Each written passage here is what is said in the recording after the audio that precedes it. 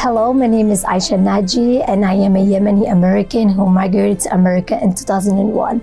Recently, I graduated with a Bachelor of Science in Applied Mathematics last semester. This semester, I am currently working as a math tutor until June. In July, I'll be moving to Ohio to start my full-time job as a software engineer. Today, I will be giving you 5 tips on how to land a job at the podcast called At the End of the Day podcast. Aisha, congratulations on the big new job. Thank you very much. I'm so excited. So let's start with the tips now.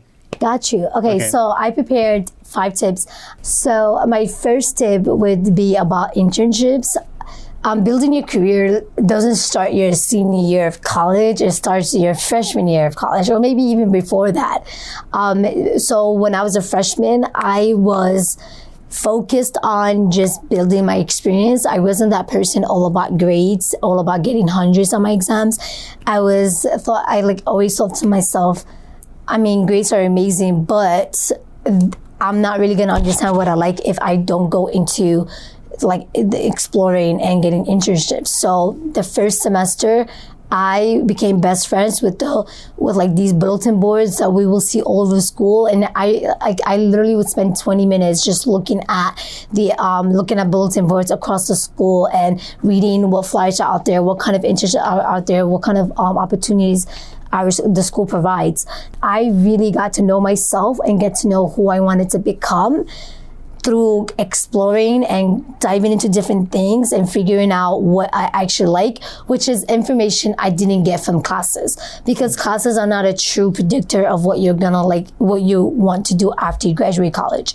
So the reason why this is so important is because when you convince yourself what you want to become, you go 10 times harder for those jobs. You try a lot harder. It's like your passion is on the line now, and so when you're passionate about something, you're going to want to try.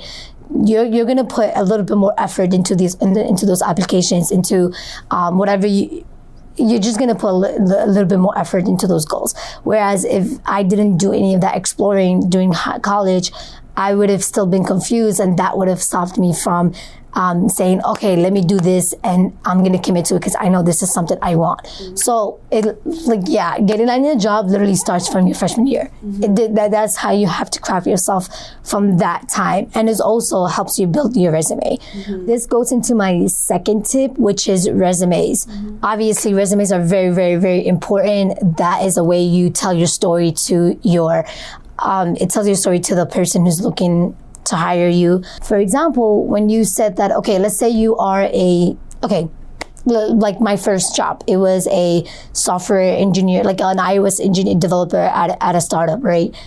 If in the beginning, my description was very general. I explained what the team did. Okay, what the team did is not what I did. So I had to word it a little differently, and I was confused. I was like, how do I say the most without taking a lot of space? Because again, we have the problem of taking a lot of space, because we can't go over one page. Mm-hmm. So I dabbled and I asked for a lot of help. I asked help from my career coaches, from people who are already in the industry, like, how do you write a better resume?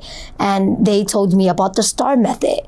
Now, STAR stands for situation, tasks, action, and results. Mm-hmm. This is a very important method, and that's the key to success, because it will make your sentence so much more impactful, because you're not only giving the reader the situation you're in, you're telling them the actions you took, the tasks that were given to you, and the results that came out of it. And oftentimes when you have to do it worded that way, you bring out numbers. Okay. And numbers are the biggest seller of anything. Right. That's why salespeople, they talk in numbers. If you want to persuade someone, you talk in numbers. So why are we not doing that in our resume? Mm-hmm. If I don't see numbers in someone's resume, I literally would not, it's a 0. It's a 0 out of 10. It's nothing. You have to add numbers. So, for example, my friend, she's a math tutor, right? And her resume was so basic. It was helping people prepare for sessions, or helping other tutors prepare for their sessions. And I was like, okay, even though she might think to herself that her job is not that impactful, you don't have to say that. You could try to make it very impactful with numbers. So instead of saying, oh, I help tutors prepare for their sessions, she could say, I help 20 tutors prepare for 160 sessions per week. Now tell me, that is way more impressive. Okay, now let's go to your third tips now. Yeah, so my third tip goes to know your surroundings. So this is a very like general tip, but specifically for this is every school has its pros and cons. And when I moved to City College didn't have like as an amazing as a career center as Pace. So comparing the two, I started to think to myself, oh, every college is different. It's like a personality. It's like, okay, not every college not every college will be great at one thing and bad at the other. Every college has its pros and cons. So it should be everyone's best interest to get to know what is your school known for? What is it good for? Do they have good like career coaches? Do they have great programs that you could join? Do they have a good career center? And the sooner you realize that, the more time you'll save. So I just realized our school wasn't great with career related stuff, but we have great clubs, and our clubs are very, very powerful. So I dived into clubs, and so long story short, get to know your college, understand what your college is good at, what they could provide, what they can help you with. And if you realize they're not helping you with something, just go find it somewhere else. And that's pretty much my third tip. Now moving on, so that those 3 tips were about school related stuff, right? Now moving on to like your online presence and all that stuff. So 2 things. The first thing is applying online doesn't really work, especially in the tech industry. I don't know about other industries, but tech industry and business industry, it's not, you're shooting yourself in the foot when you just apply online. Because think about it. Applying online is such a basic thing to do. You're not impressing them in any way when you're just applying online. That amazing cover letter you wrote will probably get tossed to the trash because they didn't like your resume or something like that. So you're wasting a lot of time. Like, you're putting all this effort into applying, but then the return value is so small. And people do say like, oh, that's just a game. It's a numbers game. So I realized that the only way to really grab people's attention is by being impressive. So one way is building your LinkedIn profile, which I'll talk about later because that's my 5th tip. But the other way is finding unique ways to be impressive. So that is by doing the first thing I did to be impressive was I did a competition. It was a Zon competition, Zon innovation competition. And I did that my junior year. It was a 6-month competition where we had to create our own business. We had to learn how to be entrepreneurs and all that. And then by the end of the competition, we came first place. So that was really impressive because I got to meet very impressive people from Google, from LinkedIn, and from like Standard Chartered Bank. I put myself out there, and they were impressed by my demeanor, my speaking skills, me and my team amazing ability to really create a company in 6 months. So that was one impressive way. It was to the point that the person that I met from Google invited me to her office, and she's like, if you need any help, I will help you. And so she helped me with my resume. She helped me with moving forward and how to start thinking about my future. So that was really helpful. And that little connection allowed me to build myself and to build my professional career and the only way I was able to get to that person was through impressing that person, through winning that competition and showing her that I really do care about my career.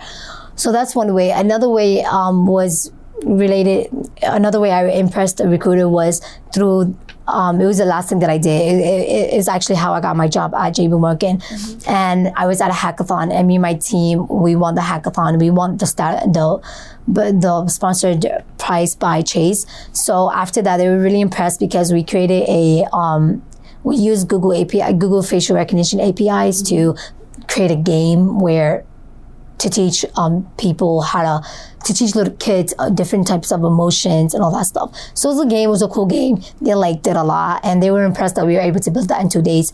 So after that, they gave us interviews. I skipped the application. I did not have to apply. I just went straight to the interview, and I was thinking about it. I was like, wait, I got the job because I get the job because I'm impressed with my skills, obviously, and I passed the coding challenges. But I got the opportunity because I impressed them through winning a hackathon. I didn't go online and I applied. Yeah, true. I didn't do that. I just got in their faces and I was like, okay, let me show you what I can do. Right. Even you didn't have to show your resume, right? No, they didn't see my resume. They just got it after my first interview. Right. So they really wanted it to see exactly who I am as a person. But of course, if my resume was bad, I don't know, maybe that could have persuaded them to not continue with me. Right. So that goes into my last tip, which is work on your profile, your LinkedIn profile. That's the only, that is one of the main ways to continue to build your professional career, get people to follow you. You don't have to be into social media. Literally, it could be your digital resume if you want to.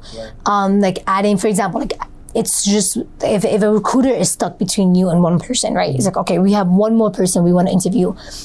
Maybe they went on your LinkedIn, right? If your LinkedIn has links to presentations you did, it has it has links to your portfolio, links to your website, links to this. If it just has more digital stuff shown, they're gonna be impressed by you and they're gonna choose you over the other person who just has descriptions for their experience, Or if you're active on LinkedIn, you will just get more attention. You don't know who's out there. You don't know who's going to look at your resume.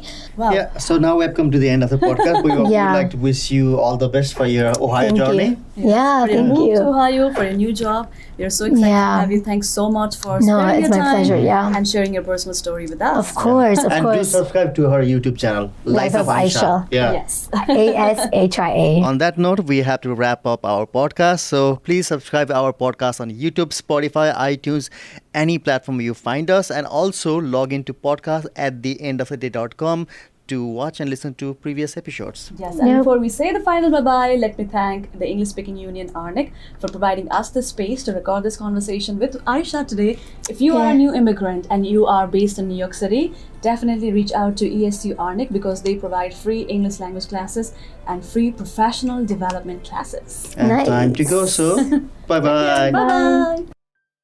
Hello, I'm Ian Hull from the U.S. Census Bureau. Beginning on March 12th, everyone in the country will be invited to respond to the 2020 census. You'll have the ability to respond to the census over the phone, online, or using a paper form. It is incredibly important that everyone is counted. Make sure you, your family members, and your neighbors are counted in this critical census. We only get one chance every 10 years to conduct the census. This is your chance to be counted.